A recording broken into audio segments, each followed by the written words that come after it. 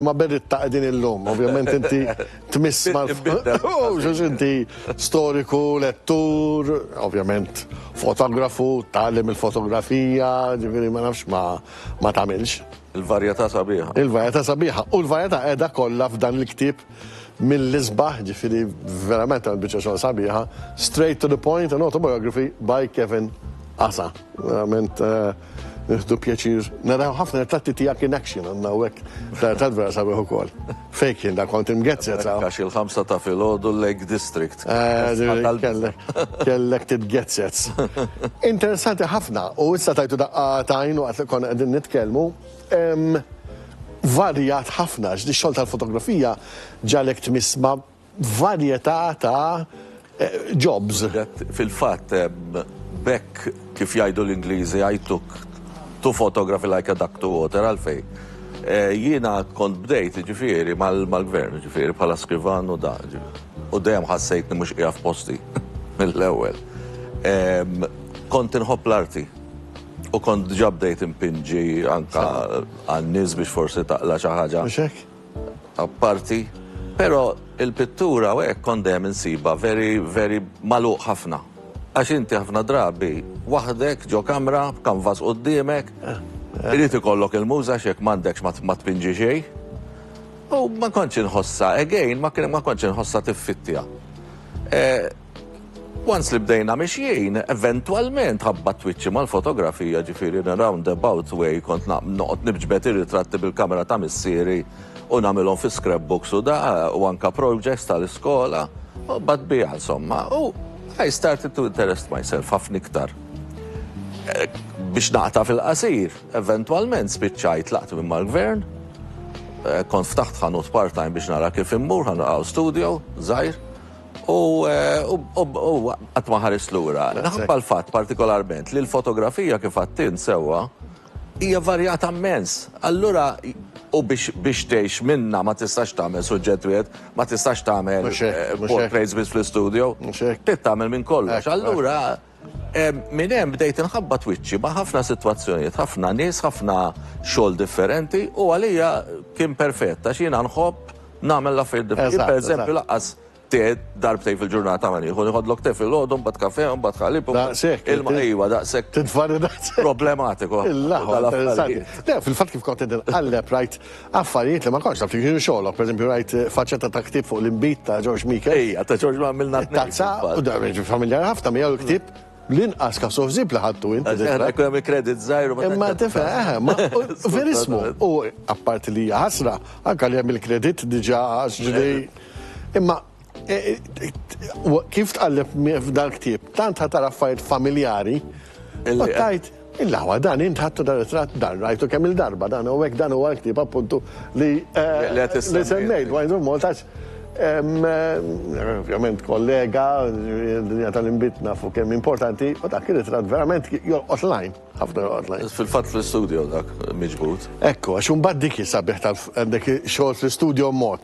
Xogħol barra mod ieħor, portrait mod ieħor. Jiena nirringrazzja speċi li l-ħaqt iż-żmien fejn anke inti kont involut ma' ġentili tal-reklamar u tal-affarijiet fil-fatt hemm intqajna aħna Ekku.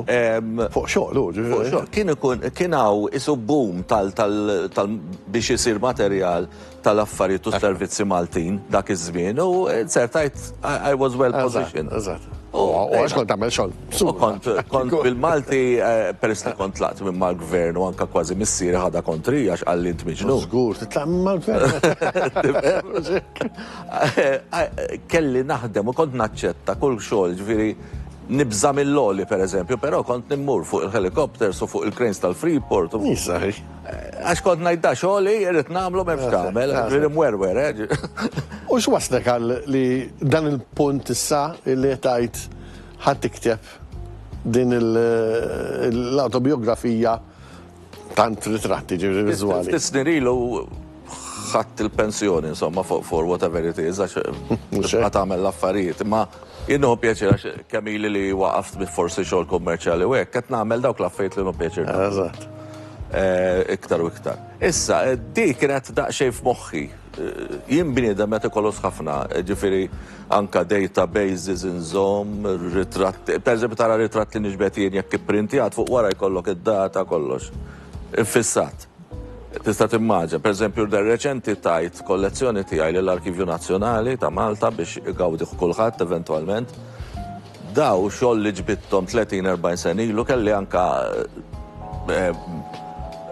ktieb bid-dati b'kollox tajtu għallu li qatt ma ta' 10,000 image ġifieri.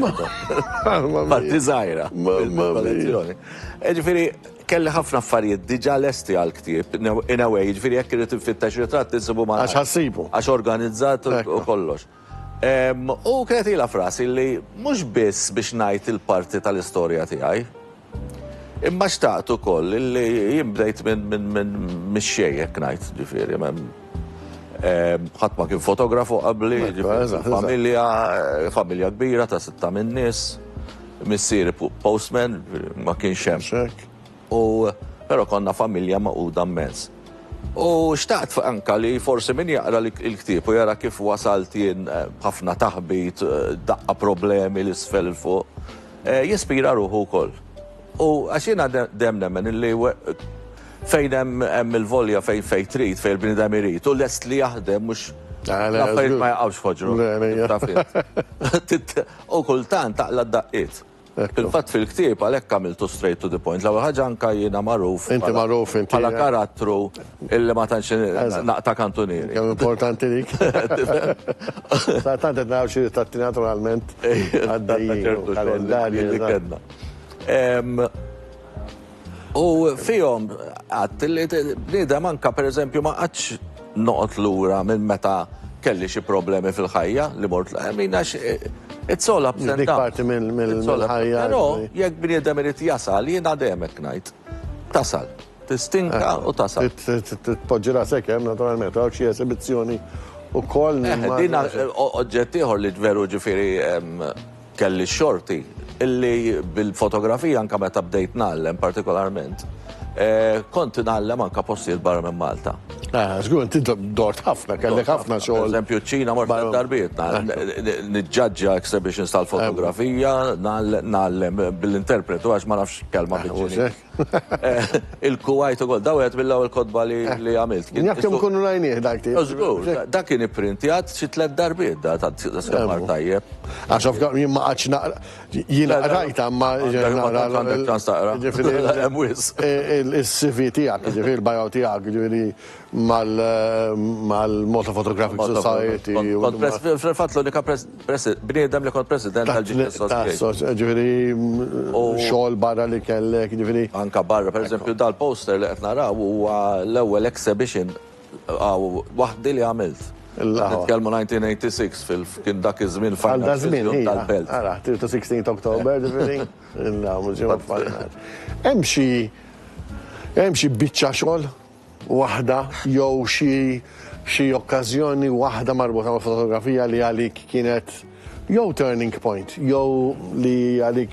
Naħseb kien hemm ħafna turning points ta' u okkażjonijiet li dak. Pereżempju, a big turning point kien li kelli l-gazz nibni solar sħiħ meta kont għadni qed insib saqajja fil-xismu fuq id-dar li kelli. Dak iż-żmien mhux faċli. Biex niftaħ studio għax l-istudio mbagħad tani fetaħ li ħafna iktar orizzonti. Anka flessibilità għax niġbed u kont tagħmel studio kif suppost, ġifieri għax fil-fatt niftakar ma kellix flus biżejjed, kont se nħalli nofs il-bejt tarazzin. Mbagħad fl-aħħar għatħana spazju dejjem tajjeb għatħana minn hawn minn hemm u għamiltu kollu. Wara spiċċajt li anke ma kelli spazju biżejjed. Jerġa'. Imma kont għamil studio kbir li ftit kien hawn bħalu naħseb. U hemm xi ritratti li. Ritratti pereżempju hemm wieħed li huwa għamilt again sentej jew 3 snin kont fotografer tal-International Fire School li kienet ħalfa Malta, kienu jgħalmu il-firefighter. U kont fotografu uffiċjali ma' Peter Bartolo Parnis Kumbazzjoni. U darba minnhom niġbed ritratt kienu ġew wara l-gwerra tal-Irak.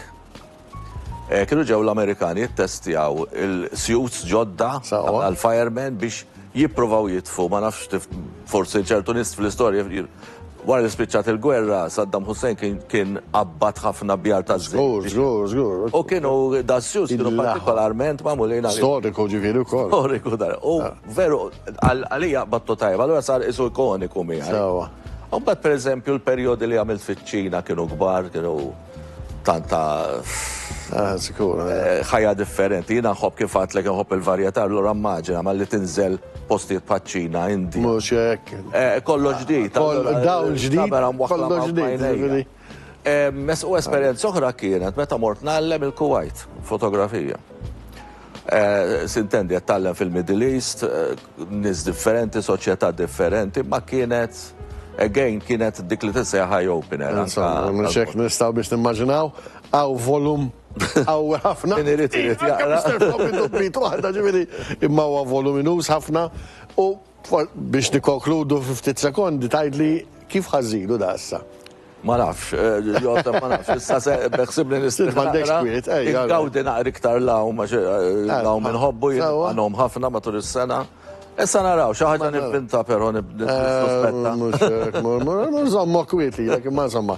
Nifraħlek għax ktib, apparti li huwa naturalment għandu l-valur tal-fat li huwa autobiografija tiegħek, mamur verament mill-isbaħ, dan għazzom u għem u kultant għalleb titu tara verament sabiħu l-istoria u kol tal-fotografija f'dan iż-żminijiet li huma periodu importanti ħafna u kol fotografija. Grazie ħafna. Grazie ħafna, Kevin, nifraħlek ħafna u nawguralek li mal-bahar, issib xa, għota tent minn sharks.